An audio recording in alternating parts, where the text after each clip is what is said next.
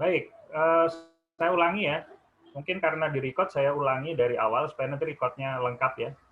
Baik, Assalamualaikum warahmatullahi wabarakatuh. Selamat siang para mahasiswa sekalian. Ini adalah rekaman dari mata kuliah sifat mekanik bahan pertanian atau disebut dengan Mechanical Properties of Agricultural Product ya. Jadi kita hari ini akan membahas tadi kalau kita lihat sebenarnya produk-produk pertanian itu sangat banyak. Kalau kita bicara pertanian maka tidak hanya bicara pasca panen atau produknya itu sendiri, tapi juga produk olahannya. Sehingga ketika teman-teman mencari literatur di sini, kebanyakan nanti ketemunya adalah mechanical properties of food engineering di food ya, atau food engineering properties of food gitu.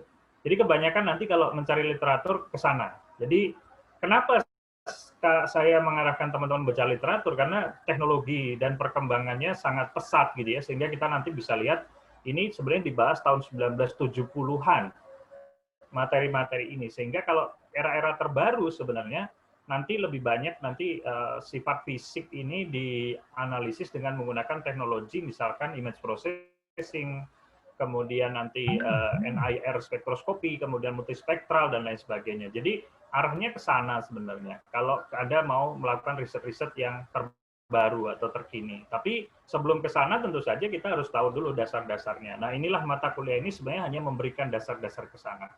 Tapi karena kalian ini sudah masuk millennials people, maka millennial students gitu ya, maka tidak bisa hanya sekedar dengerin kuliah. Tapi kalian harus mengembangkan ide atau gagasan sesuai dengan apa yang Anda baca di sini. Baik, itu sebagai pengantar, saya kira ini biasa, ini sponsor aja, bahwa saya sebenarnya alumni sama dengan kalian, S2-nya di Computer Science, S3-nya di Bioresource, artinya saya menggali ilmu di berbagai bidang gitu ya. Jadi, dan ini ternyata saat ini di era sekarang kolaborasi antar bidang itu sangat diperlukan.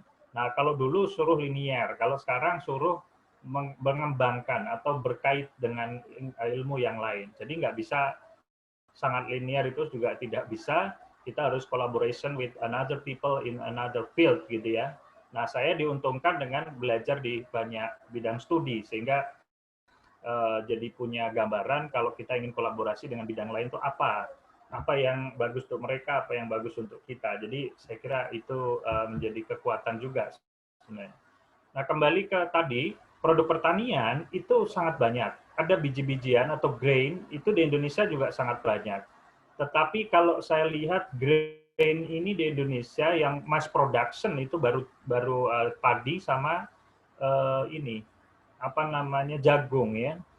Itu pun mass production-nya bukan skala industri, tapi lebih kepada skala perkebunan rakyat atau pertanian rakyat. Belum ada yang misalkan BUMN ataupun perkebunan ataupun pertanian yang milik company atau corporate itu misalkan menanam padi dalam skala besar. Nah, padi itu masih pertanian rakyat, jagung juga demikian. Jagung ada beberapa industri yang sudah membudidayakan, tapi saya lihat sih masih sedikit gitu ya.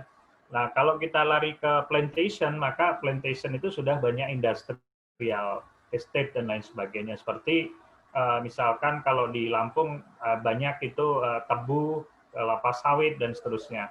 Termasuk juga nanti kalau Anda bicara biji-bijian, itu kedelai itu juga belum skala industri di Indonesia. Waktu berapa tahun yang lalu, Pak Solahuddin itu belajar dari Brazil bagaimana budidaya kedelai di lahan yang sangat luas, sehingga nantinya itu bisa dibawa ke industrial. Dan ternyata di sana itu semua adalah apa istilahnya ya, kalau nyebutnya itu bukan genetik modified organism, tapi lebih ke engineering ya, rekayasa engineering atau engineering biological apa gitu kalau nggak salah namanya. Tapi GMO itu sendiri kalau saya dengar dari Mayfield ya, Dr. Mayfield waktu memberi kuliah di Tsukuba, dia adalah dokter dari US, dia mengatakan bahwa pisang California itu pada dasarnya semua itu GMO karena sudah melakukan rekayasa genetika. Nah, rekayasa genetika kemudian mereka menyebutnya pisang California karena sudah lama dibudidayakan di sana. Jadi sebenarnya GMO itu diperlukan atau genetic engineering namanya adalah genetic engineering, itu diperlukan juga. Sehingga nanti kita bisa menemukan bibit unggul. Masalah dia pakai penyilangan atau mau pakai bioinformatics atau mau pakai teknologi apa, itu perkara lain lagi gitu. Tapi sebenarnya genetic engineering itulah yang dilakukan oleh industri-industri itu. Sehingga kalau ngomong misalkan tempe dari Brasil tidak GMO ya agak membingungkan gitu ya, karena semua dilakukan genetic engineering sebelum itu. Ini kalau kita ngomong biji-bijian, sehingga itu juga menjadi nanti bagi orang AE, agriculture engineers, itu karakteristik teknik bahan pertanian itu juga dipengaruhi dari spesifikasi spesies yang Anda tanam juga gitu. Jadi nggak bisa misalkan disamakan, misalkan kedelai Jawa Barat dengan kedelai Jawa Timur itu disamakan nggak bisa, karena nanti terkait sekali dengan kondisi itu. Ini belum lagi kita ngomong buah-buahan. Jadi kalau kita ngomong karakteristik engineering, karakteristik untuk buah-buahan, itu banyak sekali di Indonesia. Dan itu pun belum dioptimalkan dalam tanda kutip bahwa kita belum bisa menembus pasar ekspor buah-buahan. Kalau impor sih udah banyak. Anda di supermarket sudah nemu impor. Saya di Sukuba sebagai contoh, kembali ke Sukuba karena saya baru pulang dari sana, itu kalau di Costco itu semua produk itu diimpor. Kalau pisang itu banyak kan dari Filipina, persis pisangnya seperti ini, seperti gambar ini. Kemudian kalau semangka sih lokal mereka. Kemudian kalau apple banyakkan lokal juga. Kalau misalnya stroberi itu ada juga diimpor dari California. Dari nyebutnya sih California, mungkin US lah ya, dari impor dari US. Kemudian apalagi produk jeruk, jeruk itu beberapa ada import banyak. Jadi tapi saya masih jarang menemukan produk import Indonesia kecuali Indomie di toko Indonesia. Jadi itu pun yang makan anak Indonesia gitu ya. Artinya memang betul bahwa diaspora ataupun orang yang kita ya bekerja di luar negeri yang disebut dengan diaspora, kita tinggal di luar negeri, itu juga menjadi duta-duta kita juga untuk memperkenalkan produk-produk kita ke mereka. Seperti Indomie itu sudah sangat dikenal, saya kira ya lewat komunitas kecil-kecil sih ya, tapi kalau komunitas besar belum. Kalau kamu nyari Belibis, itu juga ada kecap Belibis, kemudian pokoknya semua ada yang produk Indonesia. Itu saya kira diimpor oleh teman-teman yang pedagang saudagar di Jepang, kemudian dijual kepada komunitas Indonesia. Dan sedikit-sedikit diperkenalkan ke orang-orang Jepang. Dan kalau kita ada expo itu, kita biasanya jualan Indomie, dikasih harga 100 yen, 100 yen itu 13.000 lah ya. 100, kalau nggak salah 110 yen atau sekitar 13.000 Indomie yang mie goreng itu. Jadi saya kira kita punya potensi yang luar biasa juga sebenarnya untuk penetrasi pasar. Kalau di Afrika saya lihat ada salah satu vlog orang itu juga bagus sekali, di sana juga ada Indomie itu banyak dijual di sana. Artinya produk kita sebenarnya asalkan punya standar internasional bisa diterima oleh mereka. Saya baru ngomong dengan teman yang saudagar juga, maksudnya dia adalah MES ya, Ketua Masyarakat Ekonomi Syariah Jepang, dia juga orang BPPT, dia bilang produk Indonesia cabai diekspor dong ke Jepang misalnya, tapi kadar pestisidanya harus 0,01 ppm maksimum, jadi nggak boleh terlalu banyak pestisida gitu ya. Nah itu menjadi tantangan tersendiri bagi kita ya. Nah itu kan karakteristik fisik juga, walaupun nanti karakteristik fisik atau engineering, kalau kita ngomong engineering tidak hanya fisik, tapi engineering dalam konteks bahwa misalkan chemical juga nanti masuk, jadi chemical engineers gitu ya, jadi chemical content dan lain sebagainya. Jadi teman-teman jangan terkungkung di judul mata kuliah, tapi lebih banyak judul mata kuliah menginspirasi kalian untuk belajar lebih jauh. Itu saran saya sih ya. Karena kalau hanya judul mata kuliah gampang banget, sekarang cuma dengerin mata kuliah, hafalin, jawab soalnya selesai. Tapi kalau how to think critical, oh ini ada produk banyak banget nih. Kita ngomong tadi baru grain ya, belum umbi-umbian Indonesia macam-macam. Kayak misalkan sweet potatoes ya, sweet potatoes ini kalau di Jepang sih lokal banyak, kemudian carrots ya ini apa namanya wortel ya, ini ada juga banyak. Kemudian kalau ubi kayu nggak ada mereka, ubi kayu dan seterusnya. Kalau kita ngomong ubi jalar atau sweet potatoes, itu varietasnya banyak di Indonesia. Ubi Cilembu itu beda. Kalau saya tanam waktu itu saya bawa ubi Cilembu tanam di Liwa beda. Jadi nggak bisa disamakan kualitasnya dan seterusnya. Jadi kalau kita ngomong karakteristik, engineering karakteristiknya sudah berbeda, chemical karakteristiknya sudah berbeda, dan itu jangan-jangan itu justru menjadi spesifik keunggulan dari komoditas itu. Kalau kita tarik ke sana gitu. Jadi kalau kalian bikin karya ilmiah ataupun sebuah pemikiran gitu dari mata kuliah ini, saya kira sangat banyak, dan saya kok tertarik banget ini mau banyak riset di sana. Kemudian sayur-sayuran ini juga banyak sekali di Indonesia, dan itu produknya masing-masing daerah beda-beda. Walaupun sekarang sudah banyak hibrida sehingga mirip-mirip ya, kalau misalnya kita di Lampung, di Surabaya atau di mana itu hampir sama karena varietas yang digunakan tuh hampir sama, itu hibrida. Tapi kalau yang lokal saya kira itu juga ini. Dan genetic engineering itu saya kira menjadi salah satu nanti yang sangat penting juga yang diperlukan oleh kita ya. Walaupun nanti kita agriculture engineers, insinyur juga, dan insinyur pertanian nanti genetic engineering-nya itu how to engineers kultivar atau bagaimana membuat kultivar baru. Misalkan kalau tadi ada ubi Cilembu, kelebihannya ini kalau ada ubi dari liwa disilangkan ataupun disambung atau apalah gitu, dengan menggunakan genetic engineering kita bisa nemu satu varietas yang unggul misalnya. Kemudian ada orang karakteristik tekniknya bisa diukur dan seterusnya. Kemudian dari ilmu kita yang lain kita bisa we can cultivate with this method. Misalnya kalian ada engineering lahannya dan seterusnya. Jadi sehingga kita ini betul-betul sentral posisinya sebenarnya kalau kita mau membuka sedikit mata kita keluar gitu. Itu yang saya lihat di sini. Belum lagi ya, kalau kita lihat makanan ini menggiurkan sekali, siang-siang ditambah dengan es campur gitu ya. Dan kalian sambil kuliah online, ya sambil minum es campur, tapi jangan banyak-banyak nanti pilek gitu ya. Dengan camilan-camilan Indonesia. Dan ini cukup banyak produk-produk olahan pangan Indonesia. Ini baru saya capture sedikit gitu ya.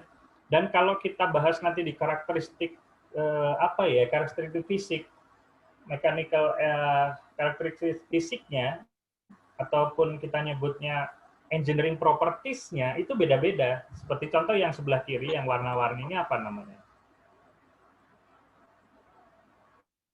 Apa dia namanya? Getuk. Kalau daerah Getuk pakai getuk. Putu. Kan. Getuk. Kalau ini Wingko ya, yang ini. Iya. Iya itu. Kalau ini karamel, ya ini orang Palembang, ini orang Cucur itu, Pak. Cucur kalau orang Lampung. Tapi kalau orang Sumatera ini Nagasari. Ini kue yang lain lah ya. Jadi intinya saya ingin memberikan wawasan dulu nih bahwa produk olahan pangan kita banyak banget. Belum, ini baru yang tradisional ya. Nah, tradisional ini kalau teman-teman mungkin nonton Gordon Ramsay ya, yang mengangkat itu rendang di Sumatera Barat ya. Itu chef dari yang terkenal Gordon Ramsay, dia mengangkat itu misalnya. Itu rendang menjadi terkenal banget di dunia internasional gitu ya. Jadi sebenarnya kalian mengundang aja chef-chef terkenal ke Indonesia, kemudian nanti dibuat film sedikit masakan Indonesia misalnya. Itu luar biasa. Mereka jadi kenal, oh Indonesia banyak sekali makanan yang enak-enak gitu. Dan itu saya kira satu potensi juga yang luar biasa. Wingko, yang ini tadi namanya yang di Jogja ya? Iya itu Pak, Pia. Lumpia ya. Lumpia sebenarnya kan bukan produk asli Yogyakarta pada awalnya dulu. Betul nggak? Tapi kemudian ini menjadi sekarang ikon dari Yogyakarta karena diperkenalkan di Yogyakarta, dijual di Yogyakarta dalam waktu yang lama dan kualitasnya dipertahankan terus sehingga ini menjadi industri yang luar biasa. Jadi maksud saya cobalah teman-teman create something gitu ya dari sini untuk membuat juga seperti ini. Oke. Nah, kalau ke mata kuliahnya itu begitu kita lihat potensi-potensi tadi, bagaimana sih cara kita melihat karakteristik teknik ya atau engineering properties of agricultural product and food gitu ya. Nah, itu paling tidak Anda bisa melihat ini ada yang disebut dengan, kita pasti tahu masanya berapa, densitasnya berapa, kemudian porositasnya. Jadi kalau kita misalnya ngomong karakteristik fisik itu biasanya akan berhubungan dengan itu.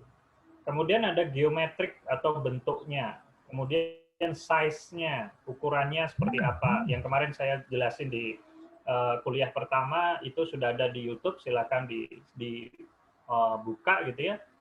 Itu kalau kita lihat sebenarnya geometrical properties itu juga menjadi satu hal yang penting ya. Misalnya keseragaman ukuran. Nah, waktu contohnya pepaya Kalina atau California atau Kalina, saya lebih senang Kalina karena itu adalah karya besar dari almarhum Prof. Sriani. Beliau adalah dosen pembimbing saya waktu S2 di Ilkom.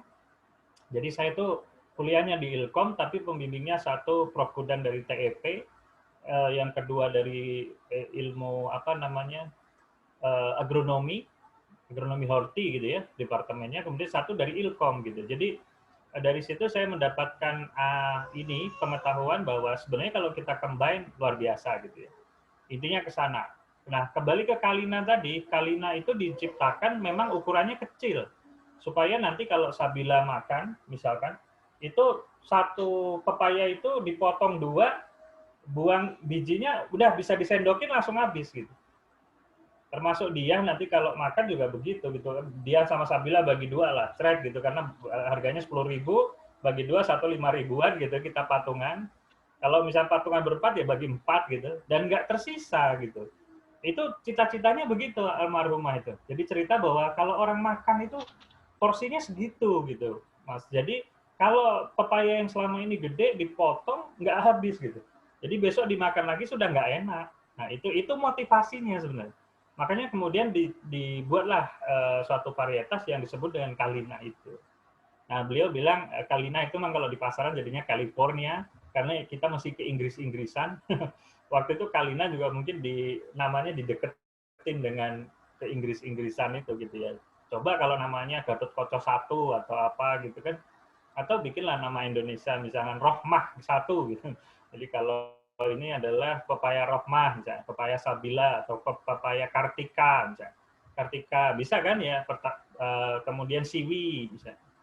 Itu nanti bisa Siwi F1 misalnya, kan Siwi F2, Siwi F3 dan seterusnya. Itu salah satu cara kita untuk membranding juga sebenarnya.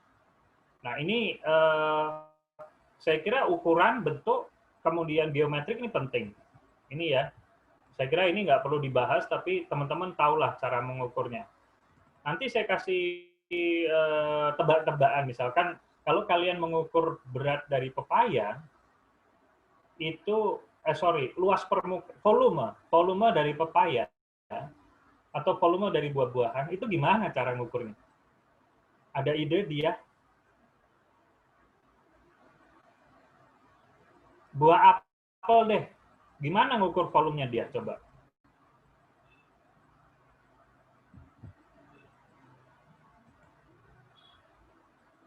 Atau Yogi nih, Yogi ada ide gimana cara mengukur volume? Kalau massa kan ditimbang aja, densitas nanti kan terkait dengan volume sama massa. Nah, sekarang pertanyaannya, kalau Yogi, kalau mengukur volume gimana Yogi? Kalau kita punya apel misalnya.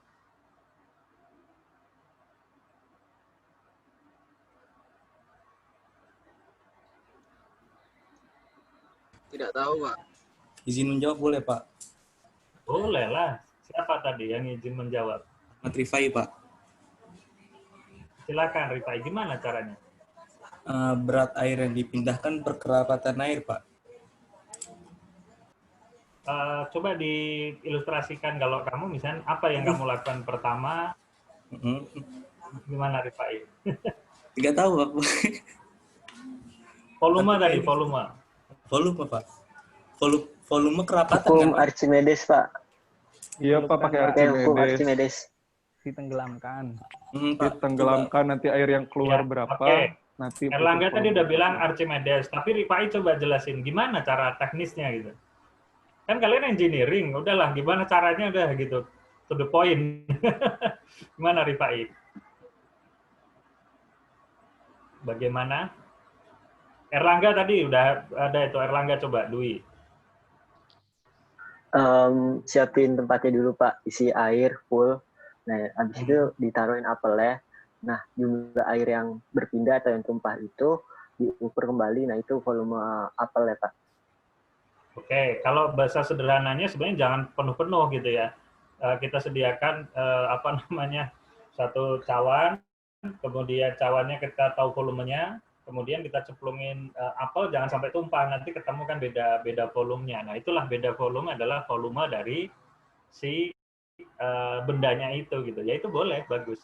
Kemudian kalau kita ngomong porosity, nggak bisa ya, porosity harus diukur gimana nih? Erlangga ada ide? Nggak tahu Pak. Kalau density nanti kan gampang, itu tinggal ditimbang aja kan. Ditimbang, kemudian dibagi volume, jadi ketemulah kilogram per meter kubik misalkan. Nah, itu bisa sih densitasnya ya. Tapi kalau kita ngomong porosity, gimana ini porosity? Mungkin harus dengan menggunakan mikroskop kali ya. Erlangga ya. Oke ya. Nah, itu adalah salah satu ya, shape, bentuk. Nah, bentuk ini kemarin sudah saya jelaskan di YouTube pertama, bahwa bentuk ini itu apa namanya, bisa disamakan dengan produk lain gitu, dengan ukuran lain, misalnya bulat atau apa gitu. Tapi itu sebenarnya nggak memuaskan buat saya, karena kalau era sekarang udah susah banget kita hafalan begitu kan. Jadi mungkin teman-teman punya ide lain. Nah, ini adalah saya kira masih perlu kita kembangkan. Tadi kalau kita ngomong volume tadi, Erlangga pakai air tadi, apa benar Erlangga kalau nanti pakai air terus semua celupin air gitu? Kan susah juga ya. Mungkin nanti Erlangga punya non-destructive method gitu ya. Nah, itu bisa jadi Rifai juga misalkan punya non-destructive method untuk menentukan ini semua. Itu bisa jadi semacam apa ya, iseng-iseng berhadiah, bikin makalahnya, kemudian nanti ajukan ke direktorat apa, itu ada conference untuk mahasiswa. Jadi kalian bisa dapat dana untuk konferensi, nanti tinggal diskusi, kita bisa bikin satu paper, tapi papernya masih literature study, literatur studi yang berkaitan dengan ini gitu bisa. Terus kita seminarkan, kita kenalkan lagi bahwa engineering properties itu menjadi penting, kemudian digabung dengan ilmu engineering yang lain. Itu cakep saya kira. Oke, hari ini saya akan banyak nanti ke reologi properties dari reologi itu nanti bisa dua sebenarnya, ada yang disebut solid, ada liquid. Kalau liquid itu sebenarnya lebih ke nanti larinya ke viscosity ya, viscous dari itunya. Dan viscosity itu kalau ini bisa diukur ada alatnya, gampang banget kok ngukurnya. Tapi harus jelas suhunya berapa, ininya berapa, kemudian nanti kita tahu viscosity-nya.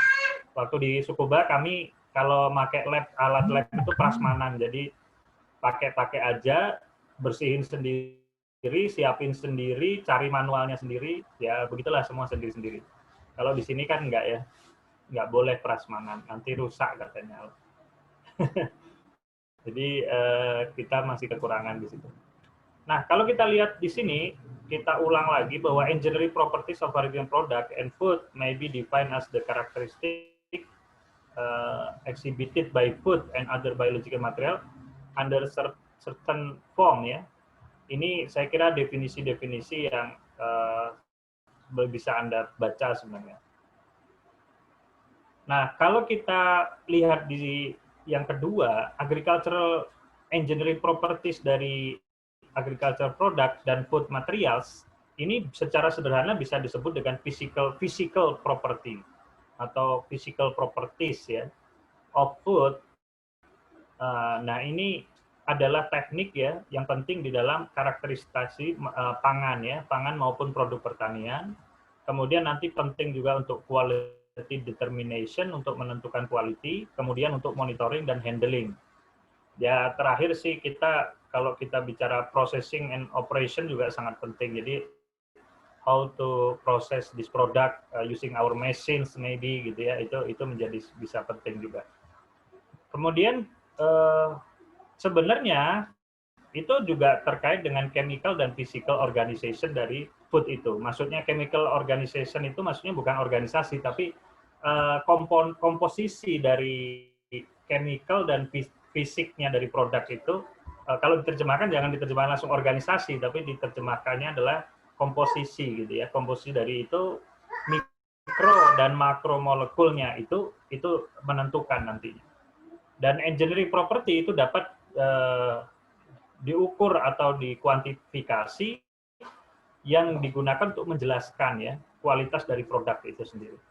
Nah, agriculture and biosystem engineers atau kalian sebagai insinyur gitu ya harus bisa memanfaatkan mathematical models tadi yang tadi Airlangga sampaikan itu sebenarnya mathematical models, dia menggunakan pendekatan-pendekatan matematis untuk menjelaskan ya hubungan antara berbagai macam properties atau karakteristik dari agricultural product itu terhadap kualitas, terhadap macam-macam nantinya. Tapi kalau mata kuliah batasnya sampai situ dulu, tapi pemanfaatannya bisa sampai sana.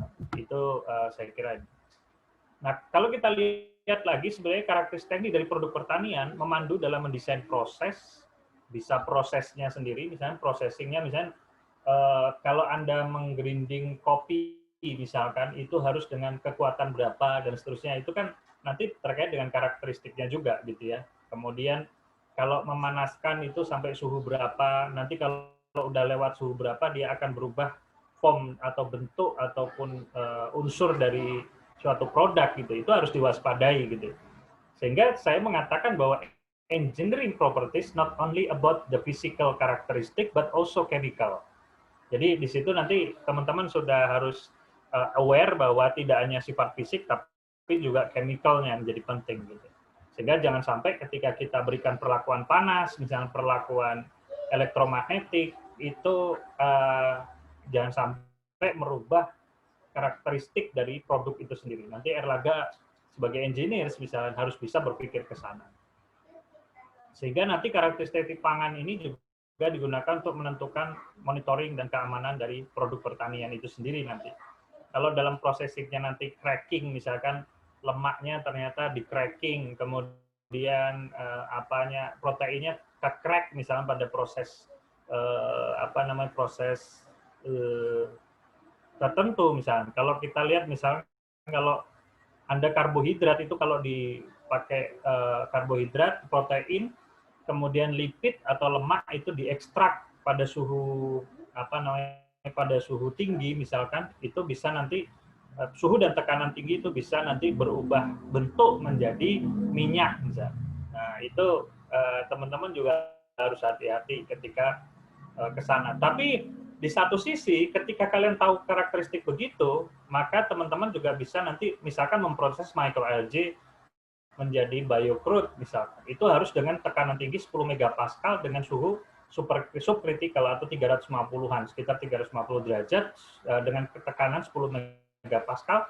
Ketika kalian olah seperti itu, maka si mikroalga yang tadi harusnya karbohidrat, protein, sama lipid atau lemak, itu diekstrak menjadi minyak.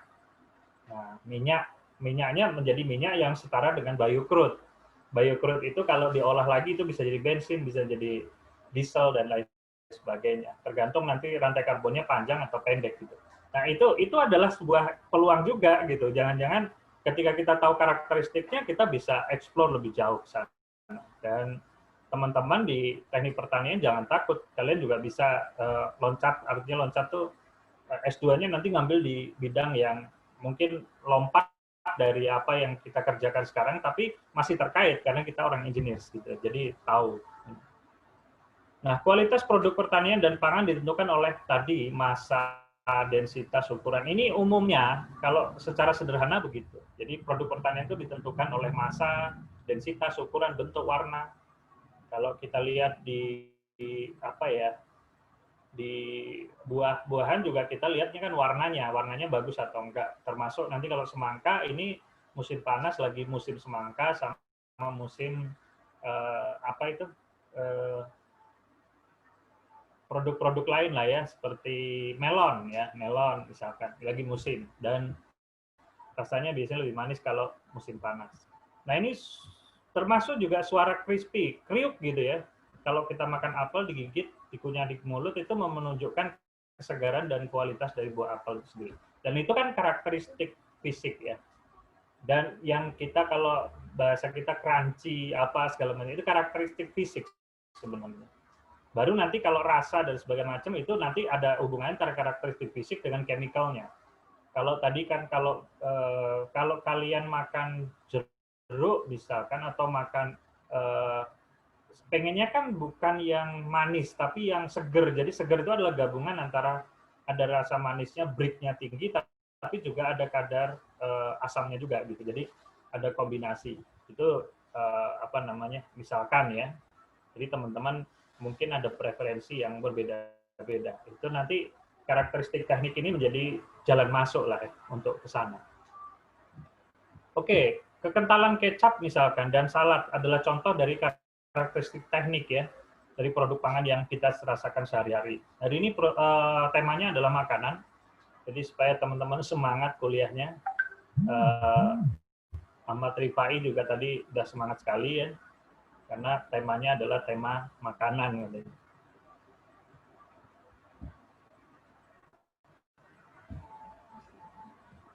Oke, saya geser sedikit. Oke, ada yang mau didiskusikan?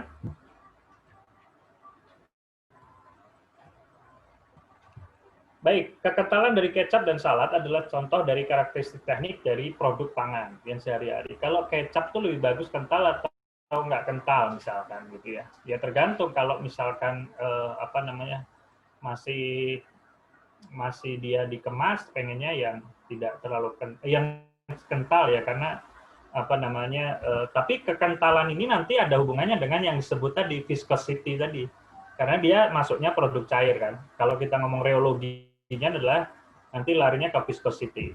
Kalau yang produk padat nanti lebih banyak ke karakteristiknya lebih ke ya tadi yang karakteristik fisik tadi. Semua fenomena ini dapat diidentifikasi dengan melakukan pengukuran beberapa parameter kemudian dihubungkan dengan model matematika untuk menentukannya. Apa hubungannya gitu? Kita capek-capek tinggal makan aja gitu ya. Misalkan apa namanya Krishna Yafi pengennya tinggal makan aja Pak, ngapain sih pusing-pusing kita orang engineering mikirin yang aneh-aneh begini gitu. Tapi jangan salah, dengan hadirnya orang engineer sini nanti bisa memudahkan yang mikir rumit-rumit, tapi kalau udah jadi alat, jadi produk engineering itu sangat diperlukan oleh teman-teman di luar bidang kita gitu ya. Nah, sering saya dapat tantangan tapi yang nggak bisa diselesaikan juga karena kadang-kadang tantangannya sangat tidak masuk akal gitu ya. Walaupun sebenarnya masuk akal kalau laboratoriumnya cukup, tapi kadang-kadang tidak masuk akal karena laboratorium kita tidak mendukung ke sana. Nah, teman-teman nanti bisa mengembangkan dengan jaringan yang ada di IPB ini. Oke, ini saya kira karakteristik bahan pertanian ini saya sedikit mengulang minggu lalu, karena minggu lalu tidak disampaikan secara langsung, jadi yang tadi saya sampaikan itu memberikan jalan masuk, supaya minggu lalu kan, yang penting kan latar belakangnya itu menarik dulu gitu. Kalau masalah isi materinya bisa dipelajari sendiri, tapi latar belakang kenapa mata kuliah ini penting itu dulu, saya kampanyekan itu dulu. Saya biasanya kalau mengajarkan sebuah kita mengkaji sebuah topik gitu ya, kita harus angkat dulu ini apa sih asiknya mata kuliah ini gitu. Baru nanti rumit-rumitnya belakangan gitu. Setelah kita tahu asiknya, kita berpelajari pelan-pelan. Nah, karakteristik teknik dari produk pertanian dan pangan terdiri dari massa, density tadi, kemudian reologi, thermal, properties, Nah, ini satu semester nanti yang akan Anda pelajari, dan itu step by step kamu akan belajar teknik-teknik itu. Nah, tapi ini yang saya bilang tadi, bahwa karakteristik teknik ini banyak dilakukan studi sejak tahun 1970-an. Dan sekarang diaplikasikan untuk pemrosesan bahan pertanian. Ini sekarang saya kira. Kemudian silahkan baca pada buku yang nanti. Yang kemarin sudah saya berikan sebenarnya satu cuplikan, itu kalau semua chapternya ada 1000 halaman, tapi saya cuma ambil sekitar kalau nggak salah 60 halaman ya. Walaupun nanti kalau untuk yang bahan hari ini itu cuma sampai halaman keberapa itu sangat dikit, sekitar 20 halamanan. Tapi dengan membaca buku itu saya sudah rangkum isi buku itu dari tadi slide pertama sampai yang ini gitu. Jadi supaya teman-teman nanti kalau mengikuti cerita di buku itu jadi lebih mudah. Jadi nggak perlu paham artinya banget, tapi kira-kira ceritanya bagaimana gitu. Sehingga kita bisa bisa mengikuti.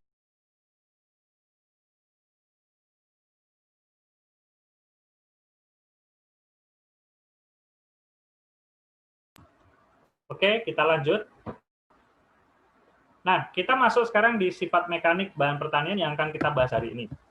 Nah, sifat mekanik itu sebenarnya adalah karakteristik atau perilaku bahan bila bahan tersebut menerima gaya. Jadi kalau kebanyakan gaya, maka tekanannya semakin tinggi gitu ya. Tergantung sih, gaya dibagi dengan luas permukaan gitu kan. Kalau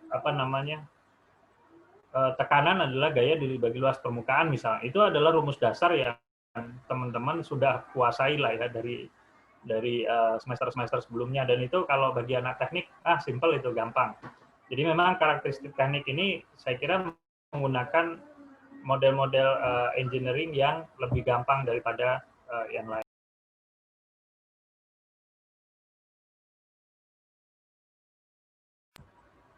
Nah, ini sifat mekanik antara lain adalah comprehensive strength, impact, shearing resistant, dan lain sebagainya. Saya kira di KTBP ada juga ya karakteristik teknik yang apa? Yang mata kuliah apa yang satunya itu?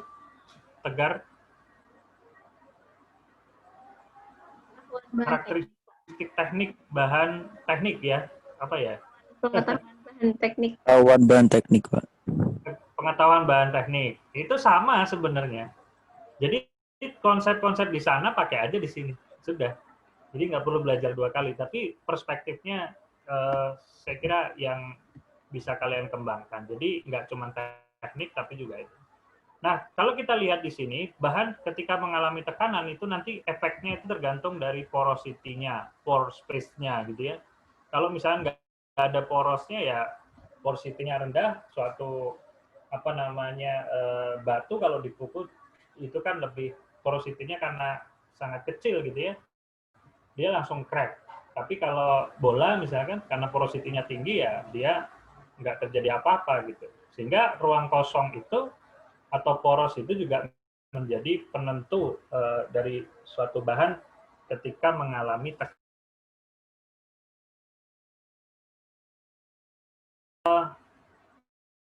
Bila masih ada ruang, maka bahan dapat bergeser menempati ruang kosong.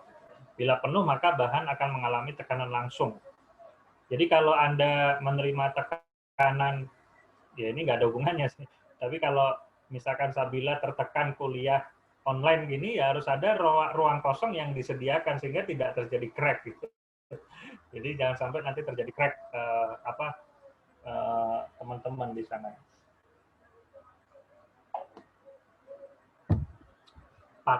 Patah maksudnya patah semangat gitu, jadi nggak semangat kuliahnya karena online. Tapi karena sudah biasa, jadi malah nanti setelah kuliah online ini selesai, nggak semangat kuliah langsung. Jadi kuliah langsung tuh pengennya, udah Pak, kita kuliah online aja lah gitu kan. Nggak usah ke kampus. Gitu. Nah itu juga jadi masalah gitu ya, kalau kita berubah lagi gitu. Jadi kita ini tidak biasa berubah. Nah ini juga berpengaruh kalau kita sederhananya ya ini untuk ingat-ingat lah bahwa porosity itu menjadi penting ketika menghadapi tekanan gitu. Jadi supaya nanti ingat, oh itu kalau tekanan hidup itu kira-kira gini. Tapi sebenarnya itu untuk menjawab soal ini KTBP sebenarnya. Kemudian kerusakan mekanis pada biji-bijian dapat terjadi pada saat panen. Nanti kalau Anda panen ataupun melakukan perontokan dan seterusnya, itu kerusakan mekanis itu dapat dikurangi kalau Anda tahu karakteristiknya. Sehingga nanti Anda bisa mengurangi losses dari pasca panen. Karena losses pasca panen ini didiskusikan di seminar-seminar internasional. Saya kira menjadi topik-topik yang penting di negara berkembang.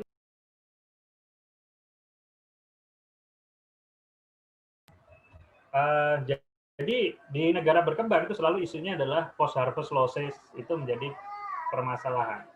Mungkin nanti ada kaitannya juga dengan karakteristik pada saat perontokan dan lain sebagainya. Nah, kalau kita lihat di sini, kekuatan tekan, impact, kemudian shear stress, dan lain sebagainya, ini nanti bisa kita gunakan, adalah proses penting ketika kita misalkan size reduction, mengecilkan ukuran.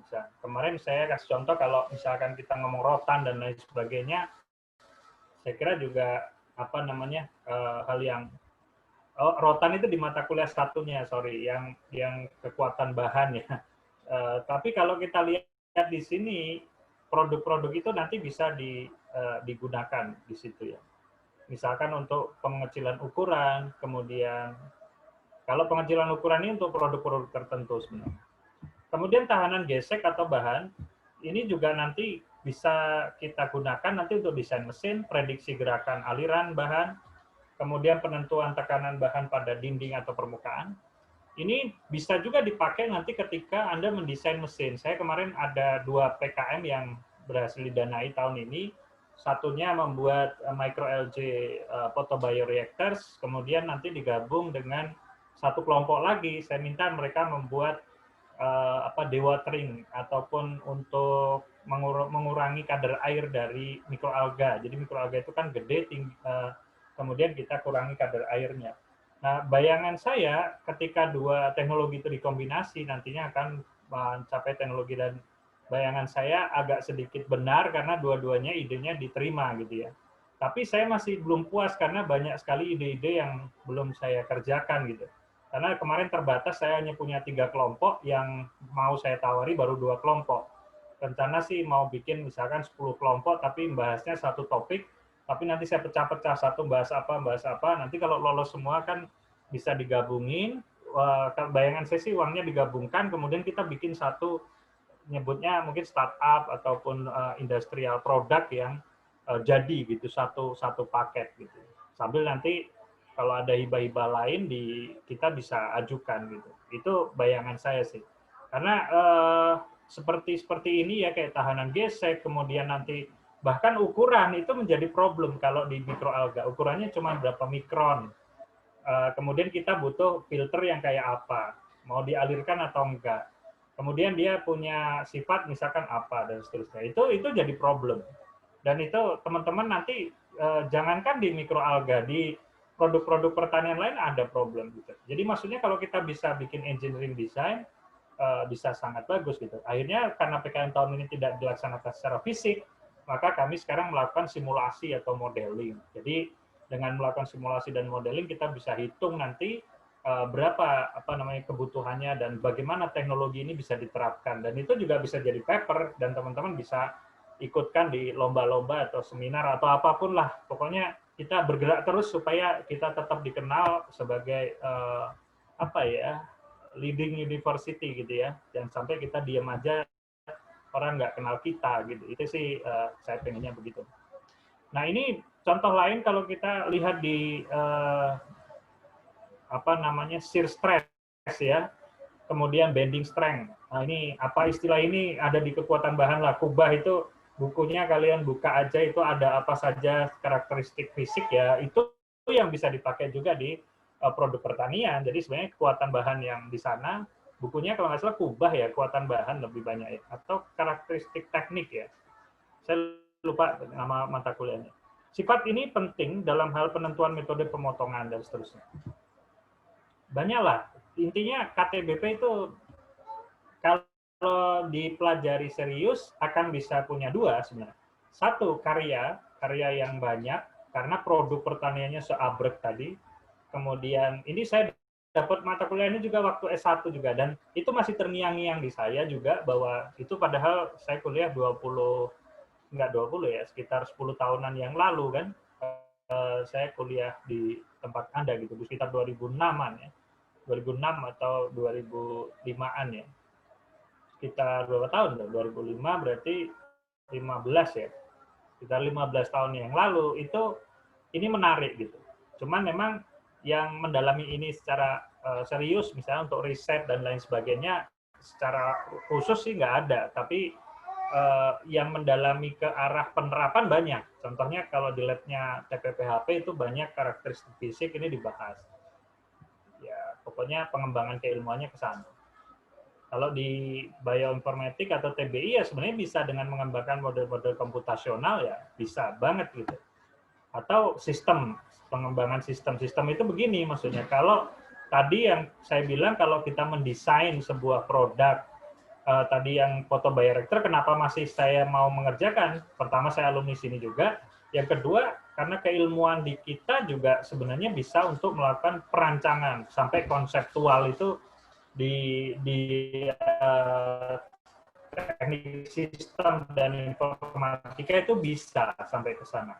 Baru nanti cukup bawa ke bengkel, pokoknya spesifikasinya begini gitu. Itu nanti ditangkap oleh orang bengkel, orang orang yang AMBP. Jadi artinya kita ini karena belajar banyak ilmu, kita kuatkan di core kita apa, kemudian kita nanti yang lain-lainnya kolaborasi saja dengan pihak lain. Itu saya kira begitu. Jadi banyak lah ya yang bisa kita lakukan. Nah ini contoh-contoh lain kalau perlakuan stress strain ya, stress dan strain ya, bahan dari beban statik maupun dinamik dari produk pertanian itu. Ini kemudian ini kalau kita ngomong drag koefisien dari menunjukkan sifat yang akan menentukan tahanan dialami oleh bahan di dalam suatu lingkungan seperti cairan fluida, udara, air dan seterusnya. Nah, kalau kita itu tadi yang kita ngomong karakteristik fisik secara umum. Tapi kalau khusus reologinya, reologi itu sebenarnya isinya cuman apabila mechanical handling produk pertanian menyebabkan deformasi dan aliran dari bahan, maka sifat mekanik bahan dalam hal ini dikaitkan dengan sifat reologinya. Reologi itu kaitannya dengan nanti atribut tekstur dari produk seperti firmness, crispiness, fibrousness, dan lain sebagainya. Termasuk sifat aliran, yaitu viscosity, konsistensi, dan fluidity. Ini yang paling banyak nanti kalau di cairan, kebanyakan dibahas adalah viscosity. Yang dipakai, yang dibahas itu banyak viscosity. Dan viscosity ini kalau di microalgae tadi juga dibahas. Kalau misalnya Anda viskositasnya seperti apa sih? Apakah dia viskos banget atau enggak? Kalau enggak viskos banget kan kita bisa dengan mudah memisahkan antara air dengan alga. Tapi kalau dia viskos mungkin agak susah gitu ya. Nah itu suatu yang mungkin logik-logik itu kalau orang engineer kan yang penting matematikanya banyak, nempel di tulisan gitu, terus kita bisa menjelaskan, orang percaya gitu bahwa Anda itu melakukan perhitungan secara detail, walaupun nanti perhitungannya Anda taruh di Excel ataupun ditaruh di program komputer, nggak ada masalah gitu. Atau SolidWorks dan sebagainya. Tapi logiknya Anda tempel di tulisan Anda atau di report Anda, sehingga kalau bikin presentasi, tempelin tuh matematikanya, jelasin pakai itu. Padahal di bawahnya ada notes-nya gitu. Yang membaca persamaan matematis itu, kemudian ada software lain yang untuk menghitungnya. Itu tekniknya ini saya bocorin aja supaya teman-teman jauh lebih nggak terlambat lah. Saya dulu terlambat tahunnya, jadi tidak terlalu pede waktu S1 karena terlambat ya. Karena udah tahunnya semenjak S3 saja. Nah ini reologi seperti itu berasal dari bahasa Yunani reos dan logos karena berhubungan dengan aliran, maka faktor kekentalan atau viskositas menjadi penentu. Viskositas adalah suatu pernyataan tahanan dari suatu cairan untuk mengalir. Makin tinggi viskositas maka makin besar tahanannya. Jadi viskositas itu kalau makin tinggi makin ini. Sebagai contoh kalau oli mobil itu pengennya kan yang viskos ya, atau tahanannya semakin besar. Ya ini nanti kita lihat. Viscosity itu kalau secara sederhana mungkin teman-teman akan melihatnya kekentalan kali ya. Lebih mudahnya gitu ya, kental atau enggak gitu. Tapi kan secara engineeringnya disebut dengan viscosity. Nah, reologi sendiri itu adalah seperti inilah definisinya tadi udah ada di atas, ini diulang aja. Adalah suatu ilmu yang mempelajari deformasi aliran. Jika suatu gaya bekerja sehingga mengakibatkan deformasi dan aliran pada bahan, maka sifat mekanik yang terjadi tersebut juga disebut sifat reologi gitu ya. Selain itu, pengaruh waktu juga dipertimbangkan dalam reologi. Sehingga kalau kita ngomong reologi itu ada 3 saja, gaya, deformasi, dan waktu. Beberapa contoh reologi adalah perilaku tegangan-regangan, creep, dan viskositas atau viscosity tadi. Nah ini kalau klasifikasi berdasarkan buku yang saya baca, paling tidak kita bagi dua dulu ya. Deformasi itu banyakkan di solid material, nanti akan ada istilah elastik dan inelastik ya. Jadi kalau elastis atau enggak sih produk kita gitu ya. Ada baru nanti Hoken dan non Hoken ya. Hokian. Kemudian viskoelastis, kemudian viskoplastis misalkan. Inelastis itu dia viskoelastis atau viskoplastis. Kemudian kalau flow liquid itu ada disebut dengan plastik. Ini Bingham dan non Bingham. Kemudian viskos itu ada Newton dan non Newtonian. Sebenarnya kalau belajar reologi, saya sarankan sih pakai ini aja, pakai bagan ini lebih mudah. Jadi paling nggak ada dua gitu ya, kita bagi ada liquid sama deformasi dan seterusnya. Baru nanti di dalamnya istilah-istilah itu kan bahasa Inggris, tinggal Anda kasih notes gitu ya, bikin catatan kecil, cacil, untuk persiapan ujian ataupun persiapan Anda menjelaskan ke orang lain. Jadi nggak sebanyak slide saya tadi, karena slide ini kan banyakan basa-basinya, tapi kontennya sebenarnya sedikit ya. Nah ini viskoelastisitas, itu bahan-bahan nyata sesungguhnya berbeda dari sifat-sifat bahan ideal ya, seperti bahan pada Hawkian dan cairan Newtonian. Ini saya kira Anda bisa nanti perdalam ya, karena kalau cuman dijelaskan begini mungkin nanti pemahamannya agak kurang. Nah nanti istilah-istilah ini sekalian ulang saja, atau nanti di akhir dibikin rangkumannya lah oleh teman-teman. Nanti saya kasih tugas untuk bikin rangkuman, tapi tidak dalam bentuk catatan, tapi lebih ke visual gitu ya. Jadi kayak bikin poster gitu, kemudian rangkumannya nanti ditulis tangan pakai pensil warna, kemudian nanti lebih bagus gitu. Nah seperti itu. Nah, bidang farmasi, peranan reologi sangat penting. Ini kalau farmasi banyak, udah tadi makanan juga banyak ya. Seperti emulsi, pasta, pembalut tablet, dan seterusnya. Nah, ngomong-ngomong emulsi ini, emulsi itu emulsifier. Emulsifier itu adalah, misalkan ya, kita mencampurkan minyak dengan, nggak usah minyak deh. Kalau di teh dengan kopi misalkan, itu lebih mudah nanti dengan emulsifier, atau teh dengan susu ya, itu emulsifier.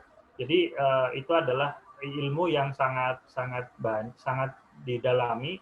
Ada salah satu profesor di Tsukuba itu seumur hidupnya cuma bahas emulsi ini, dan ada ratusan mahasiswa bahasnya cuma emulsi aja gitu, dari beliau jadi dosen muda sampai pensiun berapa tahun yang lalu. Tapi beliau bisa menghasilkan paten yang luar biasa. Banyak sekali produk-produk yang dengan ilmu beliau itu bisa bahkan misalkan mencampurkan minyak dengan air misalnya, atau memisahkan minyak dengan air, gimana caranya? Ya, itu juga salah satu contoh dari emulsi itu tadi. Pasta, penyalutan tablet dan sebagainya. Ini tidak hanya produk kosmetik sebenarnya. Nanti teman-teman juga bisa menginovasi produk pangan, walaupun prodinya bukan prodi ilmu pangan, tapi paling tidak Anda punya sense engineering-nya, nanti bekerja sama dengan mereka. Itu ya. Nah, kalau kita memahami sifat aliran, ada yang sifat Newton dan non-Newtonian. Newton bodies itu seperti air, etanol, gliserin, minyak, pelumas, serta larutan yang mempunyai senyawa terlarut dengan ukuran partikel kecil. Untuk menentukan viskositas, cairan Newton dapat digunakan semua alat pengukur viskositas, misalkan viskometer. Nah, viskometer ini kalau teknisnya sih ditaruh gitu, kemudian dicolokin, terus nanti ketemu. Sebenarnya kalau yang alat digital gampang, suhunya berapa, ininya berapa, baru nanti kalau udah ada suhunya berapa, ininya berapa, terbaca berapa, baru viskositasnya berapa. Karena beda suhu nanti beda. Jadi kalau suatu produk itu nilai viskositasnya kalau suhunya beda. Jadi hati-hati ini kalau ngomong viskositas, nanti harus ada suhunya. Jadi suhu berapa gitu. Nanti kalau kayak karamel kan, kalau di gula aja kalau pada suhu berapa kan melting dia kan. Kalau pada suhu tinggi kan melting. Kalau sudah suhunya rendah enggak. Nah, batasan melting itu suhunya berapa? Nanti viskositasnya beda lagi gitu. Jadi kadang-kadang berubah bentuk kalau suhunya berbeda. Ini juga harus hati-hati ini ya, karena teman-teman mungkin nggak terlalu perhatian karena di sini dokternya mesan mesin gitu ya. Padahal kita ini orang agriculture and biosystem engineering itu juga biological, chemical, physical. Gitu. Baru dihubungkan dengan engineering. Jadi jangan mesin aja gitu ininya, doktrinnya. Jadi doktrinnya nanti dirubah itu kalau bikin ospek. Kita adalah penguasa di agriculture and biosystem engineering. Jadi nanti terbuka apa namanya otak kirinya jalan terus gitu ya untuk apa namanya secara tidak langsung ke sana.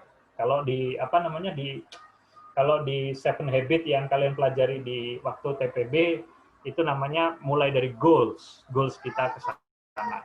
Oke ya. Sebagai selingan saja. Kemudian non-Newtonian bodies adalah zat-zat yang tidak mengikuti persamaan aliran Newton.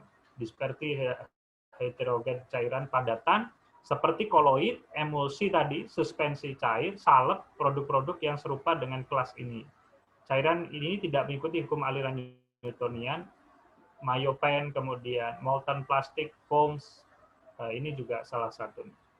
Nah, jika bahan-bahan non-Newton dianalisis dalam suatu viskometer, diputar, dan hasilnya diplot berbagai kurva konsistensi yang menggambarkan adanya 3 aliran, yaitu plastik, pseudoplastik, dan dilatan. Ya, ini kita hanya membedakan tadi. Kan ini kan kalau ke atas sebenarnya ada di sini ya, plastis sama viskos tadi. Kan ada yang Bingham, non-Bingham, kemudian Newtonian, dan non-Newtonian. Kalau yang viskos kan ada itu. Nah, itu nanti sebenarnya yang penting kalau belajar begini ada petanya dulu. Nah, petanya ini baru nanti Anda bikin dari peta ini Anda bisa rangkum. Nanti saya minta ini dirangkum, tapi rangkumannya dalam bentuk visual design, ditulis tangan aja satu buku gambar gitu, boleh A3. Nanti difoto satu halaman untuk menjelaskan reologi ini secara detail gitu. Terserah Anda sih mau dibikinnya gimana. Lebih bagus, lebih keren, ya lebih enak dilihat. Supaya nanti bisa Nah, bagaimana aplikasi dalam desain, sifat biologik dan sifat-sifat mekanik ini saling berhubungan nantinya. Tanaman dan produk pertanian merupakan sistem biologik yang berbeda dengan produk-produk lain yang diproduksi secara massal. Jadi kalau produk pertanian tadi saya bilang cabai Garut, cabai liwat, cabai mana-mana itu beda-beda. Apalagi cabai-cabean, jelas beda ya. Kemudian bahan-bahan yang berasal dari produk pertanian merupakan bahan yang secara terus-menerus mengalami perubahan bentuk. Ini juga menjadi problem tersendiri ya. Oke, dari sampai sini ada yang ditanyakan? Atau dikomentari dulu? Nanti dipelajari lah ya. Selama penyimpanan dan penanganan, sel-sel sangat peka terhadap pengaruh-pengaruh dari luar ya. Ini kalau kita lihat produk-produk pertanian.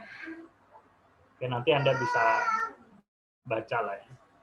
Sehingga tadi ini yang tadi kan sebenarnya sama lah ya.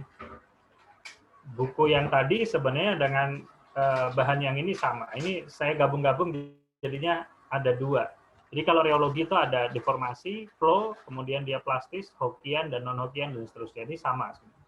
Sifatnya juga, ini grafiknya nanti Anda pelajari grafiknya apa bedanya satu dengan yang lain.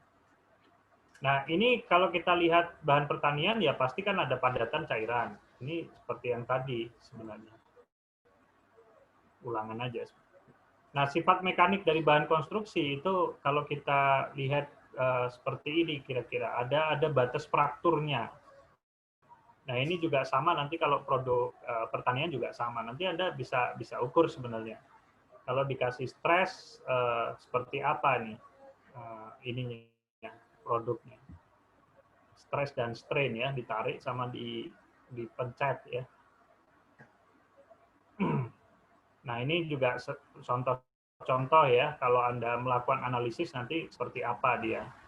Anda bisa lihat misalkan tensile strength-nya berapa, fraktur stress-nya berapa, kemudian seperti apa ininya, karakteristik dari produk itu ketika Anda lakukan pengukuran ya di laboratorium. Memang lebih menarik ini kalau Anda lakukan di lab ya. Lab TPPHP itu banyak, nanti kalau ini mampir aja ke lab TPPHP, itu banyak alat-alat yang digunakan untuk ini. Ini contohnya kalau kita hubungan antara force dan deformasinya seperti apa. Contoh-contoh reologi badan pertanian. Ini riset-risetnya artinya sudah sangat banyak. Dan kurva-kurva ini sebenarnya hasil dari riset ya. Anda bisa lakukan juga percobaan lagi untuk produk-produk pertanian yang berbeda. Jangan-jangan menemukan grafik yang beda lagi gitu. Nah, kalau Anda nemu grafik yang berbeda, tentu saja itu adalah temuan kalau di dalam ilmu engineering ya, sehingga nanti itu jadi database kita di dalam nanti pengembangan produk dan seterusnya. Ini contoh-contoh saja. Nah, apa itu deformasi? Ya, Anda sudah belajar di mata kuliah lain, deformasi adalah perpindahan relatif titik-titik dalam bahan.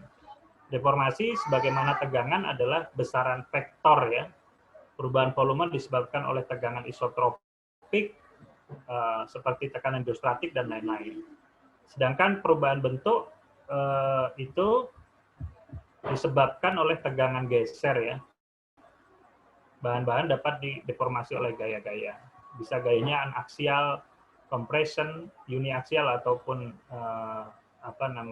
tension ya, kemudian shear stress dan kompresi. Nah, ini ada disebut dengan bio yield point. Nah, ini adalah titik pada kurva tegangan regana atau kurva deformasi di mana terjadi peningkatan deformasi. Tetapi tidak terjadi perubahan gaya atau terjadi perubahan gaya tetapi sedikit. Pada beberapa produk pertanian ada yang titik bio yield point ini merupakan indikasi awal patahan sel atau sel rupture ya pada struktur seluler dari bahan itu sendiri. Nah, istilah bio yield point digunakan untuk bahan-bahan biologi untuk bedakan dengan yield point pada bahan-bahan rekayasa. Ini istilah-istilah lah ya, nanti silakan Anda pahami apa itu deformasi, apa itu bio yield point ya dari suatu produk pertanian. Nah, kalau kita lihat lagi rupture point, suatu titik pada kurva tegangan-tegangan atau kurva gaya deformasi di mana spesimen mengalami patahan. Stiffness atau rigidity ditujukan oleh slip slope atau garis lurus awal dari kurva pada gambar 23 yang ada di atas. Ini elasticity ya, kapasitas bahan untuk elastis atau deformasi yang dapat balik lagi gitu. Plasticity, kapasitas bahan bersifat plastis atau deformasi permanen. Jadi kalau misalkan kalau dirusak gitu ya dia permanen misalnya. Karena deformasi dari bio yield point tidak semuanya dapat balik ke ukuran semula. Kemudian degree of elasticity itu adalah rasio deformasi elastisitas terhadap jumlah deformasi elastis dan plastis saat bahan menerima beban tertentu. Jadi istilah-istilah ini sebenarnya nanti dibikin tabel saja gitu ya supaya Anda paham. Nah, viskositas itu istilah viskositas adalah ketahanan terhadap aliran. Nilainya ditujukan oleh koefisien viskositas. Nah, ini pada rasio tegangan geser terhadap laju geser pada fluida Newtonian itu dyne second per sentimeter persegi ya, atau disebut dengan poise. Dan ada juga yang disebut kinematic viscosity, koefisien viscosity bagi kerapatan massanya. Atau feet per second atau apa ya, feet itu meter per second ya. Kerapatan massa. Meter kubik, meter persegi ya, per second. Nah, ini kalau Anda lihat istilah-istilahnya banyak sekali, ada viscoelasticity, kombinasi perilaku antara padatan dan cairan di mana hubungan tegangan tergantung pada waktunya. Kemudian disebut dengan linear viscoelasticity, perilaku viscoelastis di mana rasio tegangan terhadap regangan hanya merupakan fungsi waktu dan tidak tergantung pada besarnya tegangan. Ada yang disebut istilah creep. Creep itu deformasi yang terjadi sejalan dengan waktu saat bahan menerima beban mati pada tegangan konstan. Nah, ini metode-metode pengukurannya sangat banyak. Ada heat counter, instron testing machine, kemudian rheometer. Rheometer ini juga bisa dipakai.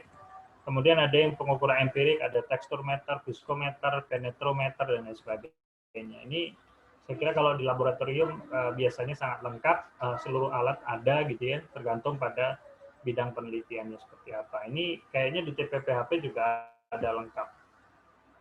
Lengkapnya dalam artian masih bisa digunakan atau tidak, nanti dicek aja.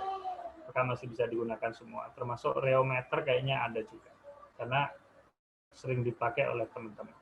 Viskometer ini viscosity meter yang bisa digunakan juga. Kalau nggak salah kemarin di Tsukuba itu yang modelnya begini. Kalau nggak salah ya, yang masih jadul lah, zaman dulu. Kemudian ini tekstur meter ya, tekstur meter bisa Anda gunakan juga seperti ini. Ini tekstur meter banyak digunakan juga untuk produk-produk pertanian. Jadi peralatan-peralatan ukurnya ada semua sebenarnya. Nanti tinggal teman-teman. Nah ini misalkan aplikasi rheologi pada jagung, pati jagung, kemudian stability viscosity pati jagung. Ini penelitian-penelitian yang saya kira sudah banyak dilakukan baik di IPB maupun di luar IPB ya. Ternyata sangat banyak. Pati jagung dan seterusnya. Pengaruh konsentrasi gliserol terhadap torsi selama pengadukan misalnya. Jadi memang karena penelitiannya zaman dulu jadi banyak, jadi sudah publikasinya banyak. Jadi teman-teman memang kalau mau masuk di bidang ini harus mencari hal yang lebih baru lagi gitu ya dari apa yang dikerjakan oleh orang-orang sebelumnya.